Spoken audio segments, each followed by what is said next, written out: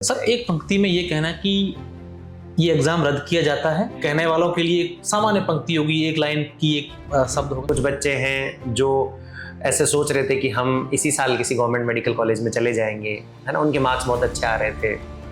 उनके लिए अब वापस से शुरुआत करना बहुत डिफिकल्ट होगा। पेपर रद्द हो गया, अब क्या करें, कैसे करें। पिछले 2-3 दिन से बच्चे यहाँ आ गए, वापस वही टीचर से कनेक्ट करते हैं, टीचर से मिलते हैं, अपने डाउट पूछते हैं, है ना। फिर जो है वो हमने एक उनको टेस्ट सीरीज का शेड्यूल दे दिया है, वो टेस्ट है, वो वापस उसी चीज में जुड़ जाएंगे। उनको पता भी नहीं चलेगा कि कब 1 महीना निकल गया और कब वापस से जो है वो रीनीट का एग्जाम।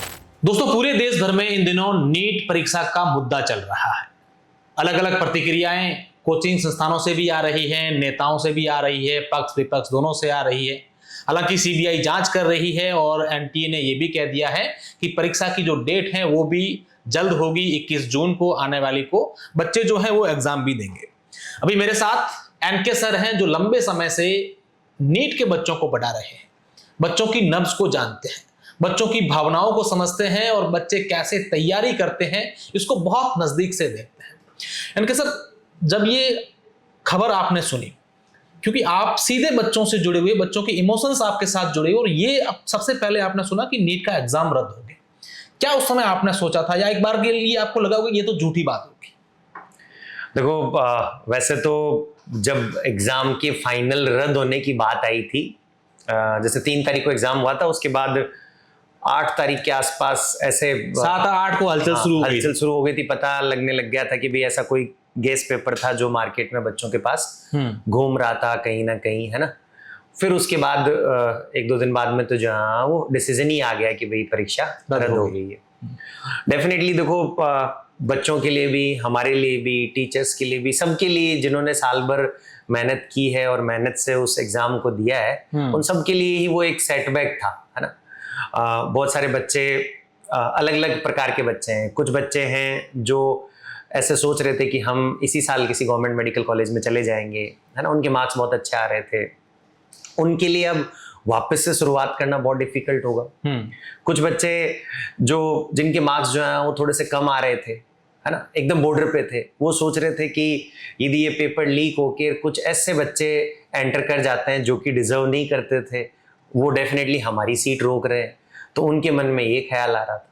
कुछ बच्चे जो थोड़े से और पीछे हैं, उनको ये लगेगा कि ठीक है, मतलब यदि एक चांस और मिला तो किसी कारणवश उस दिन हमारा एग्जाम सही नहीं गया तो हम जो है वो और मेहनत करके, अब हो सकता है कि जो है वो हमारे लिए गोल्डन चांस हो, हम 1-1.5 महीने और मेहनत करके गवर्नमेंट मेडिकल कॉलेज पा लें और अब की बार जो है वो उम्मीद है कि चीजें फेयर तरीके से होंगी, तो भाई हमें भी जो है वो गवर्नमेंट मेडिकल कॉलेज में सीट मिल जाएगी। सर एक पंक्ति में ये कहना कि ये एग्जाम रद्द किया जाता है और आप उसका पुनर्एग्जाम दूसरी बार दे सकते हैं, ये लाइन कहने वालों के लिए एक सामान्य पंक्ति होगी, एक लाइन की एक शब्द होगा, लेकिन बच्चों का, उनके अभिभावकों पर और आप लोगों पर जो बच्चों से सीधे कनेक्टेड हैं, उन लोगों पर कितना असर इस लाइन का पड़ा?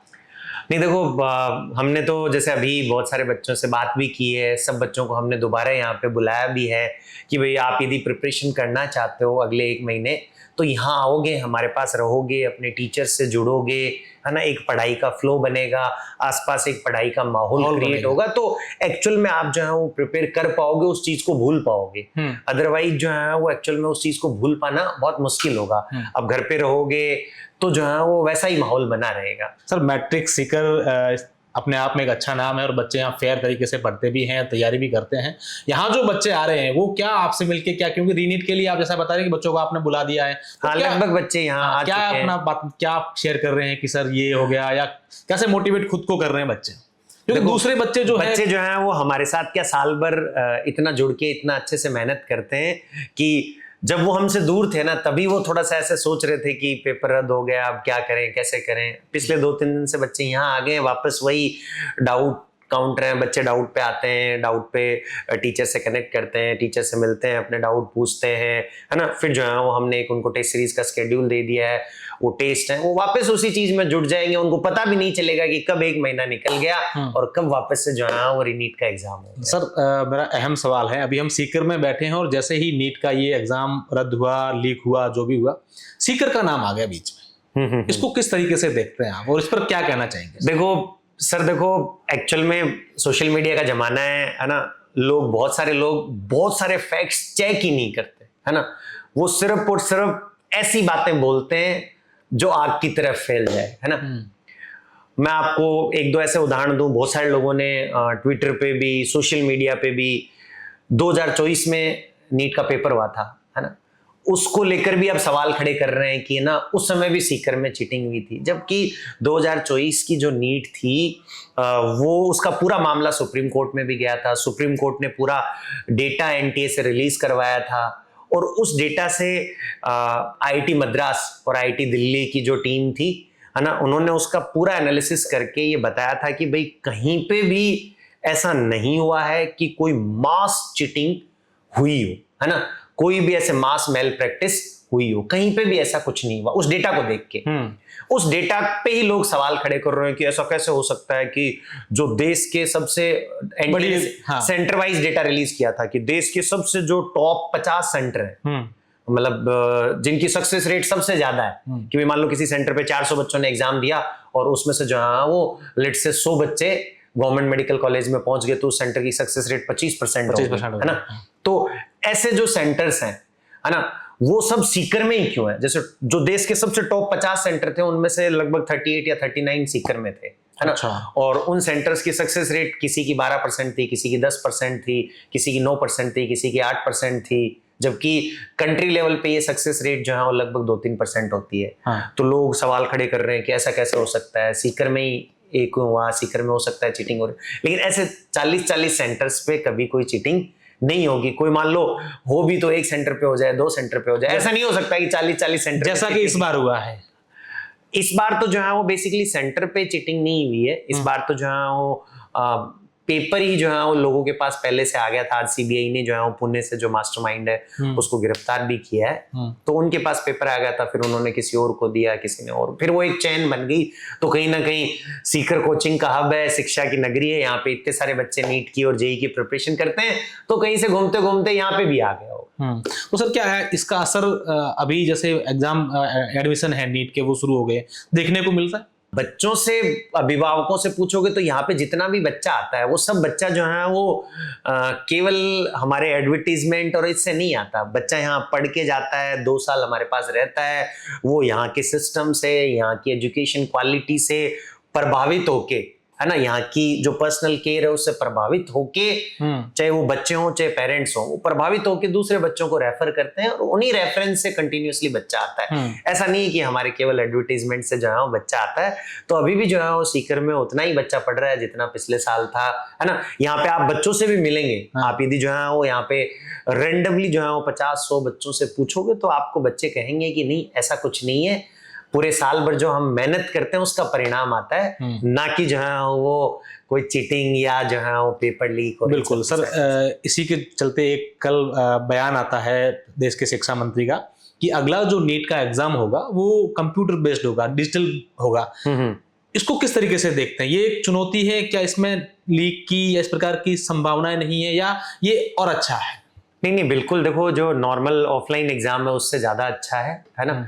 और इसकी जरूरत भी थी। 2024 में भी जब नीट पे सवाल खड़े हुए थे तो सुप्रीम कोर्ट ने एक कमेटी बनाई थी, उस कमेटी ने जो है वो ये गाइडलाइन दी भी थी कि पेपर जो है वो ऑनलाइन हो तो बेहतर रहेगा। साथ साथ में उन्होंने ये भी कहा था कि पेपर जो है वो 2 स्टेजेस में हो जेई की तरह तो भी बढ़िया रहेगा। लेकिन इस चीज की जरूरत थी।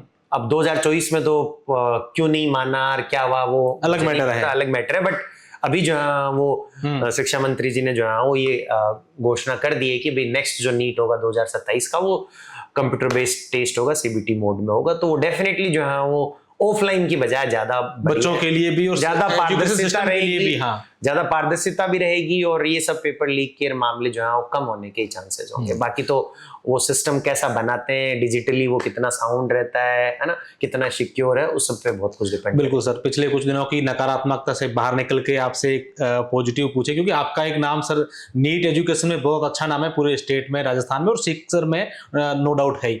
अभी जो ये तमाम चीजें चली नकारात्मकता, मैंने से आपको पहले बताया, ऐसे में बच्चे जो परेशान हैं या अभिभावक कहीं ना कहीं सोच रहे हैं, उन तमाम लोगों के लिए आपका क्या मैसेज है? उनको सर आप एज ए शिक्षक क्या मैसेज देना चाहेंगे? ये मेरा आखिरी सवाल है आपसे। देखो, मेरा मैसेज यही है कि थोड़ा सा जो है वो कई बार ऐसी जब भी ऐसे नकारात्मक या ऐसे मुद्दे उछलते हैं तो आजकल क्या सोशल मीडिया के कारण सब कोई जो है वो अपने विचार व्यक्त कर देता है ना। कोई भी ऐसे ऑथेंटिक न्यूज नहीं होती, कोई ऑथेंटिक बात नहीं होती है ना। बहुत सारी बार जो है वो एक नैरेटिव गढ़ा जाता है ना। तो आपको थोड़ा सा सोच के समझ के जो है वो विश्लेषण करना चाहिए। भाई जैसे मान लो सपोज जो है वो सीकर के बारे में ये नैरेटिव अभी मतलब पिछले 5-7 दिन में कि भाई सीकर में ऐसा होता है वैसा होता है, लेकिन अगेन रियलिटी है कि हम कह रहे हैं आप 10 बच्चों से 20 बच्चों से 50 बच्चों से रैंडमली पूछ लीजिए कि भाई जो है वो सीकर में किस तरह की मेहनत होती है ना। यहाँ से पढ़े हुए बच्चों से पूछ लीजिए है ना। मैं कोटा पढ़ाया भी हूँ है ना। कोटा में भी अच्छी पढ़ाई होती है, अच्छा काम होता है, लेकिन मैं आपको बता रहा हूँ वहां से भी जो है वो बहुत ज्यादा जुड़ाव यहाँ पे टीचर्स का, इंस्टीट्यूट का, मैनेजमेंट का बच्चों से होता है। बच्चों को एकदम शुरू से जिस दिन से वो कोचिंग में आता है और लास्ट दिन तक जब तक वो गवर्नमेंट मेडिकल कॉलेज में जाता है तब तक का पूरा एंड टू एंड है ना। यहाँ का मैनेजमेंट, यहाँ के टीचर सब उसका पूरा ध्यान रखते हैं। तो मेरा जो मैसेज है वो यही है कि आप एक बार रियलिटी जाने। ये केवल जो है वो सोशल मीडिया पे चल रहे नैरेटिव से जो है वो ऐसा कोई नैरेटिव नहीं बनाए कि कोई सीकर में पेपर लीक होते हैं या सीकर में जो रिजल्ट आते हैं वो पहले से पेपर जो होता है उसके आधार पे आते हैं।